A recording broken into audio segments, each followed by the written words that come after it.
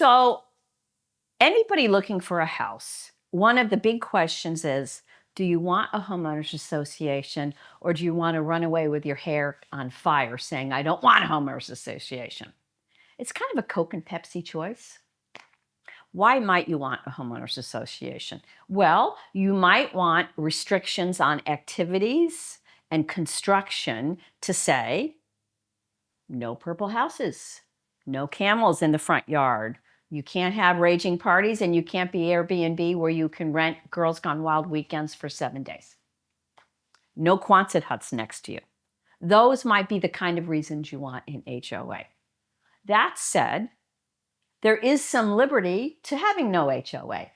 No fees, but if your HOA does include amenities, sidebar, check those amenities. Because if you're going to pay from the ManuWay, it may be a better deal if you looked at it a la carte. We certainly have seen that, right? Including, you're going to have to pay for yard work anyway. So if it includes yard work, it may be a good buy. And if it includes yard work, you know that everybody's yards are kept in a consistent manner and you're not in the super uncomfortable position of knocking on your neighbor's door and going, you look like the Clampetts, could you do the yard? And they might tell you to go pound dust and then that goes bad really fast. So it depends what the HOA offers and if it's value to you. I will say there are HOAs and there are HOAs.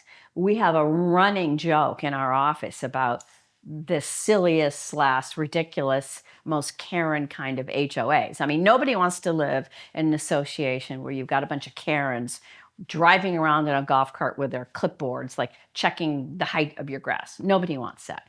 But some HOAs are more particular than others. So I would say it's a very important part of your due diligence, even before you contemplate an offer. You don't want to fall in love with a house and then look at the rules and go, oh my yay, I can't deal with that. Make sure you understand it before you contemplate an offer on a house and say, can I live with these rules? And do I think they'll support my property values, which is really the whole point of them in the beginning.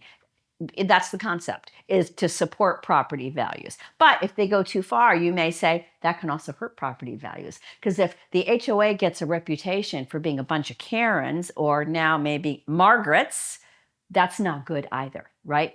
So some of our favorite really silly rules that I'm not going to mention any HOAs because plenty of people know and love these communities. But some of the sillier ones we've seen are, you can have a motorcycle. Great. Keep reading.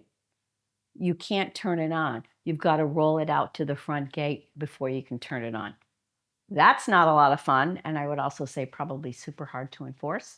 So that's just silly, in my opinion. My personal favorite, which has yet to be dethroned, and I don't think it ever will, relates to, are you ready? Pumpkins. There is a number of pumpkins permitted in a very lovely neighborhood. You can have 2 pumpkins. So what does that mean? That means a bunch of people got together and decided this was all worthy of their time and vote, and then they had to pay an attorney to amend. So 2 pumpkins is good, but 3 is day class A. Where does a gourd fall in that scheme? Is that a pumpkin? Is that pumpkin adjacent? Is that allowed? Just silly. So make sure you understand the usage restrictions primarily. You need to look at all of it. You need to look at the financials. But the things that will affect you every day will be usage restrictions. Rentals, pets, certain breeds excluded. 3 dogs, not 2. What are they going to do if you move in? Are they going to make you like get rid of one of your dogs? Or the pet weight? Is there a scale? And Fido is now, 42 pounds instead of 40. You got to get rid of him or put him on an extreme diet. So, check the usage restrictions. And where I practice in Vero Beach, Florida, it's a matter of public record, the declaration and the covenants. It may not be in the state where you're looking. So get a copy of those before you contemplate the house. Make sure you can live with them. We live in an HOA community and we're happy to, but it's got the bare minimum, No purple houses, no camels. Beyond that, I don't know if I would be jiggy with it. So check it before you fall in love with a house and go, oh, I can't live with this. Or just say, I don't want any HOAs, and you need to understand. Like where I am in Vero Beach, Florida, that means you could have a boat in the driveway next door. And if that would make you crazy town, you need an HOA. That's my advice. Best of luck. What's the silliest or more outlandish HOA reg you've ever heard? I'd love to hear it. DM me and let me know.